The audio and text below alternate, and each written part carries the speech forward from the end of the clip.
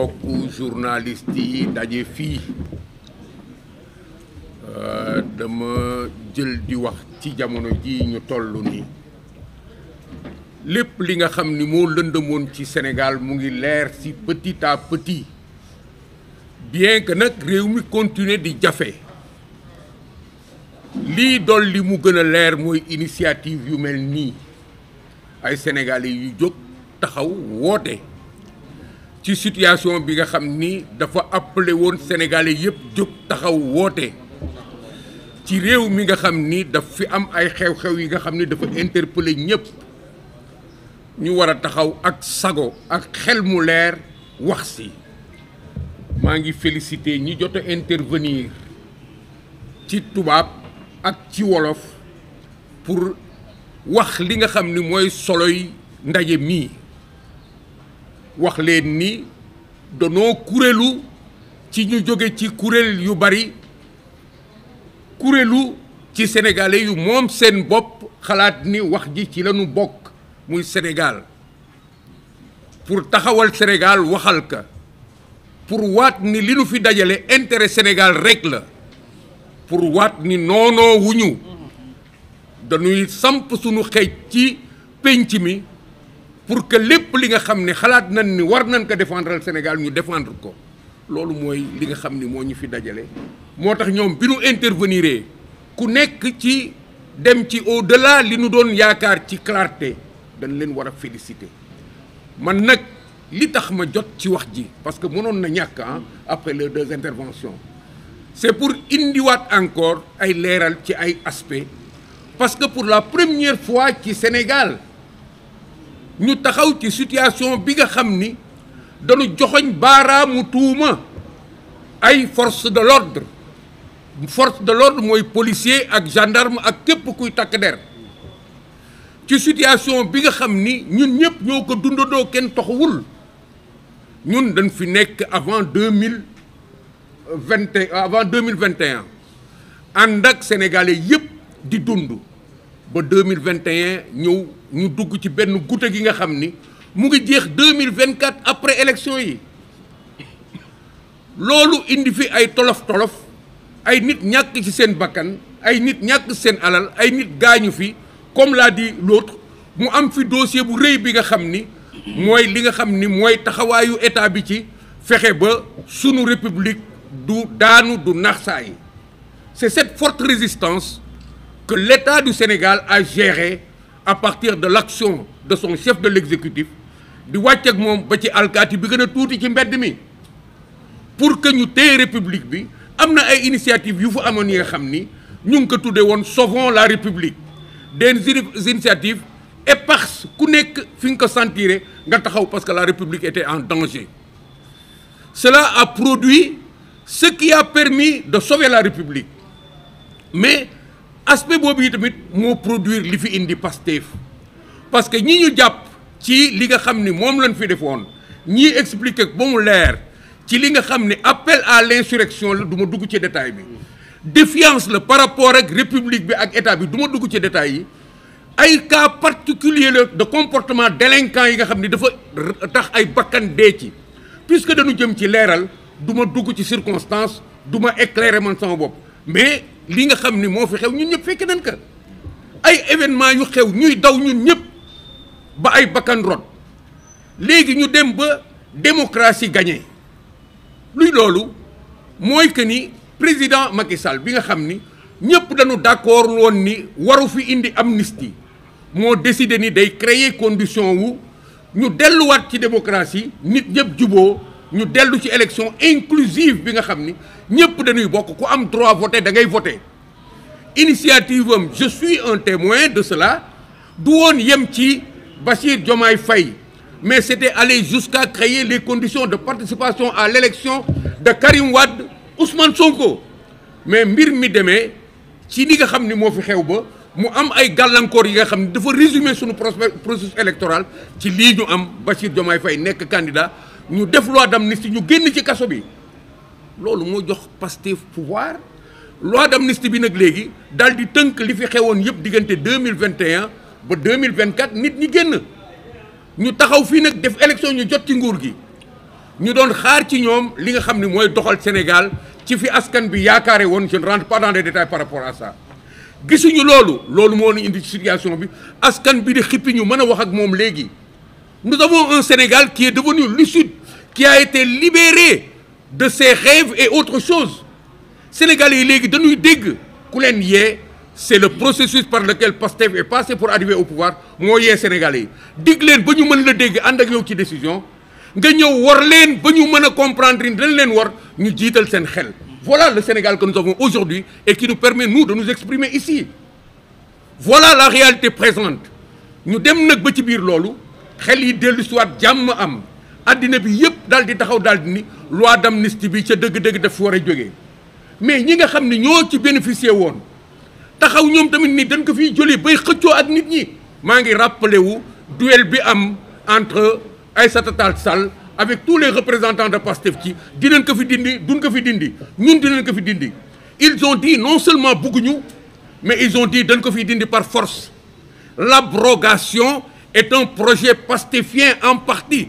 bi nga nit ñëpp ci àddina bi des ONG à l'étranger l'Organisation des Nations Unies ñi am baat ci àddina bi yëpp bi nu waxee. ni loi bi c'est une loi scélérate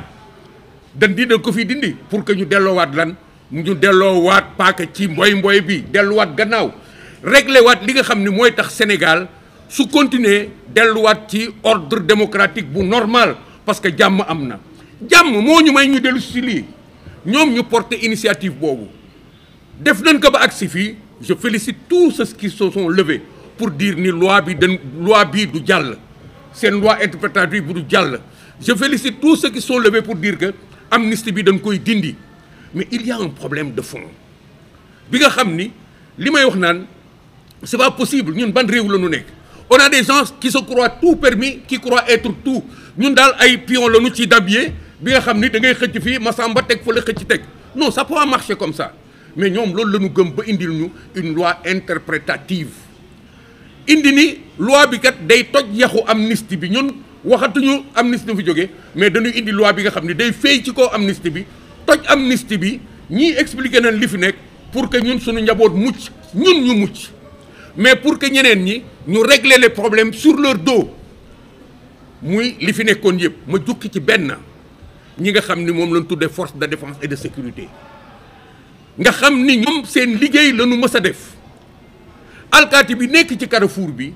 ak alkaati bi def maintien de l'ordre ñoo bokk situation ku ci sol sa tenue takk sa ndigg boo génnee sa liggéey rek ngay def damay wax souvent nit ñi ni su ma masaan sol génn nit taxaw sama kanam dafay normal mais soo jëloon benn waay fii ku nekk si yéen fii nga yeewu suba rek daal di dem marché Colobane jënd sa ay tenue daal di sol daal di taxaw daal di takk sa ndigg soo génnee ñu ree la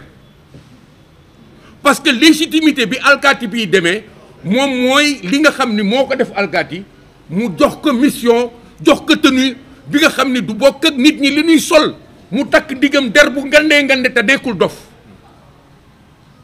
loolu soo jëlee nit def ko foofu mu ciy liggéey ñu koy fay ñu jox ko fetal kooku dafa am légitimité parce que dafa am charge bi ci li nga xam ni mooy doxal réew mi ci la soqeekoo ba agsi ci moom ñooñu lañu jël tey nag ci situation bii nga xam ne dañ ne ay nit danoo ñàkk seen bakkan ñu ne nag léegi ñoom soo ni nit politique lañ doon def alkaati yi ak ñeneen defuñu politique danoo rey te dañ leen yebal pour ñu rey nanu seet nan la ñuy régler problème bi ci ñoom ñun dañu jógoon déjà bi ñu waxee rek te leeraluñu dañu jóg ni ñii kat suñu waxee lii c'est parce que dañu joxoñ baaraamu tuuma indirectement alkaati yi mais ñoom bàyyiwuñ ko foofu dañu taxaw wax directement ba naan 80 morts la 80 alkaati la ñu soxla pour régler problème bii ñu ni mais c'est fou ça ñu dem nag ba ci biir loolu ñuy expliquer balu fetalu alkaati bi ni mu def nii bay dugg ci démarche technique gu indi responsabilité alkaati bi dans une démarche d'enquête ce qui est inouï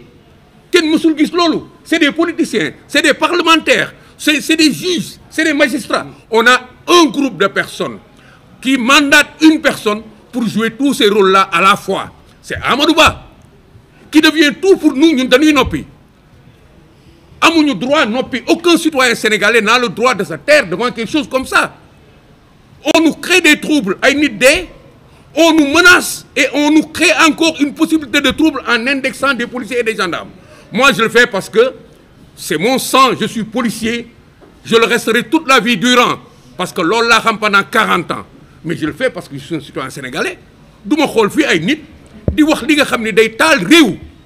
may noppi. ay alkaati nga xam lan mooy alkaati lan moo leen missionné ma mën ko expliquer damay taxaw expliquer loolu moo ma indi fii. alkaati fonctionnaire la, fonctionnaire bi nga xam ni lépp lu muy def dañ ko tënk ci yoon, li muy sole tenue bi sax dañ ko tënk ba bouton bi dañ ko tënk ci yoon. alkaati fonctionnaire la bi nga xam ni ci càlla la bi nga xam ni mooy wàcce doole buur ci digg penc mi pour que lépp normal moom moo yore cat bu mujj bi, moom mooy yëkkati, moom mooy teg. ñu ni kooku nag puisque ay dee am na ñu ni moom kat moo yoroon lii rey, xam nañu ku nekk fetal bi mu yoroon, xam nañu bal bi ci nekkoon, xam nañu lii xam nañu loolu, wax nañ ñuy rey rek mais wax nañu ci biir seen démonstration ñi doon sonal nit ñi, ñi doon bunduxatal, ñi doon torturer nit ñi. Et je vous assure, c'est un professionnel qui parle. kenn si yéen fii ku am mbokk alkaati keneen du mën a waat ni gën na alkaati ci nekk un humain. ñun ñëpp ñooy daje jàkka ja le soir le matin ajjuma, kenn gënu fi nekk nit alkaati ba ay nit dans leur spécificité de politicien wut benn monstre alkaati bu mësul am sénégalais daal di jël sunu ay alkaati def leen ay reykatu nit, ay nit ñuy daggate ay nit yu dóor ay nit seen bopp di toj. Pourquoi? Parce qu'ils exécutent des ordres de quelqu'un. Mësul am ci police. Je suis un commissaire de police. Personne ne m'a jamais, n'a jamais osé me donner l'ordre de torturer quelqu'un. Je n'ai jamais donné l'ordre à quelqu'un de torturer quelqu'un. Il y a maintenant des extravagances de comportement yuy am sur des responsabilités individuelles. Ñu tuddee que bavure wala bêtise policière, mais ce n'est jamais une règle générale. Et deuxièmement, dañu am fulla am fayda dem jàng comme ñoom. Moi je suis un cadre de la hiérarchie A1, am na concours yu ma def, am na ñu nekk magistrat wala leneen ñu ko def dañuy lajj. Nous sommes des citoyens responsables et respectables. Qu'on nous voue aux gémonies comme ça def ñu ay monstres te suñu demee ci quartier bi ñun ñooy dëkk am na ñu ko war a bañ. ñun foofu la ñu taxaw ni nous n'accepterons pas la diabolisation des forces de l'ordre. Direct, nous n'accepterons pas qu'on les sacrifie, qu'on les présente, qu'on les sacrifie à l'endroit où il y a des responsabilités. te loolu la Amadou Ba doon trier di seet dans le fil de son raisonnement comment il peut nous contaminer d'une logique qui fait que alkaati yi ñooy reykatu nit yi, alors que techniquement ça n'existe pas. Parce que soo nee alkaati mooy reykatu nit ñi du point de vue de ce qui se passe, alkaati bi dañ ko jox fetal, mais utilisation bi c'est une utilisation légale quelle que soit la situation. yow nga traduire loolu daal di ni alkaati bi tiire jam waa ji, da ngay isoler fait bi, isoler alkaati bi ni tiire jam waa ji, mu tiire jam waa ji dee kon moom ak alkaati bi la. On a décontextualisé, on a éclaté une situation bi nga xam ni c'est une globalité et des spécificités. alkaati bi tiire su fekkee ni alkaati tiire na c'est dans l'ordre de sa mission. su fekkee ni dee am na kenn mënul dem ci alkaati bi moo rey immédiatement parce que c'était une situation globale. Pourquoi nous n'acceptons pas de nous battre pour que ñu comprendre ni am na yeneen acteurs yu mënoon rey ci biir dès l'instant où ils peuvent dire ay nervis ñu ngi woon ci biir. Et pourquoi ils n'ont pas dit ñun tamit amoon nañ sunu ay nit ci biir. du ma def enquête bi fii, mais tout le monde sait que il y a des infiltrations malheureuses et dangereuses, malsaines qui étaient dans ce mouvement-là. Rien que les énoncer li Ousmane Sonko wax ni à qui profitent les morts, su fekkee ni à chaque mort la pression monte dans le camp du président Macky Sall, ñoom la mort leur profite. À qui a donné des ordres? Quel est l'élément déclencheur? Est-ce que ñoom mën nañu justifier de tout ce qu'ils ont dit? Je ne fais pas l'enquête. Ce qui m'intéresse dans cela, c'est d'isoler les forces de défense et de sécurité pour dire que du point de vue des intentions, aucun d'eux n'est un criminel. Même ki nga xam ni un jour suñu demee ba gis ni moom moo tiré que les dés, c'est pas un criminel, c'est quelqu'un qui était dans un champ d'opération de son métier. loolu suñ ko jëlee noonu dafay dem. Pourquoi? Parce que fetal bi mu yore moomu ko. Situation bi fa nekk su doon moom rek la day dem tëddi këram. Du maçon du menuisier alkaati la. L'autre aspect de choses, c'est des gens yi nga xam ni li ñuy def yëpp dans l'ordonnancement, c'est prévu par la loi. Pourquoi on accepte une république dont l'ensemble des règles sont créées par les derniers venus?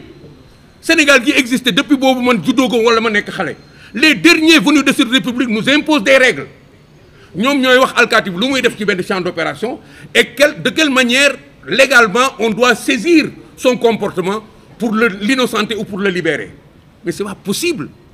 Alkaati bu jógee déjà li nga xam ne mooy responsable bi loi bi daf ko teg daal di ni kii kat am na nu muy demee su defee lii loi bi daf koy couvrir. Il n'y a pas de crime, il n'y a pas de délit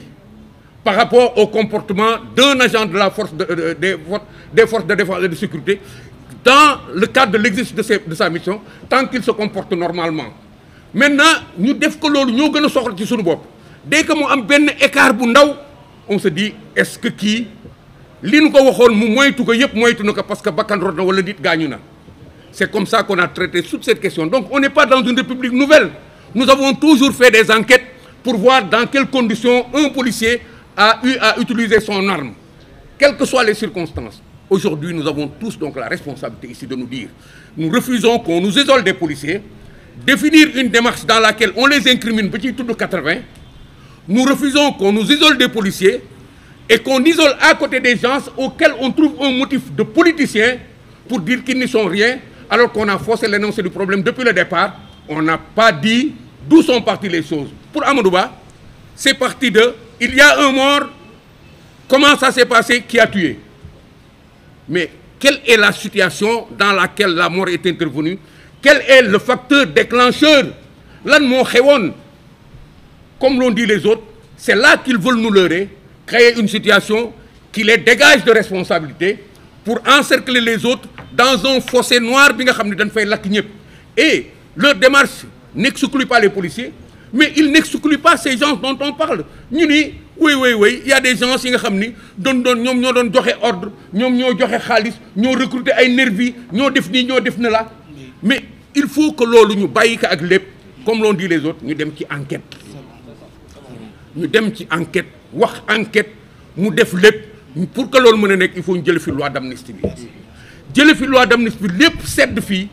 ñu dem ci enquête bu claire. li ñuy éviter yëpp il y a des acteurs dans le monde qui peuvent nous le permettre et c'est le monde entier qui est demandeur de l'abrogation de cette loi d'amnistie. C'est le monde entier qui le demande. Donc nous en appelons à la diligence de tous les Sénégalais ñu taxaw bañ ñu imposer une situation bu mel nii bañ engagé wu xeex pour qu'on ne sacrifie pas nos forces de défense et de sécurité.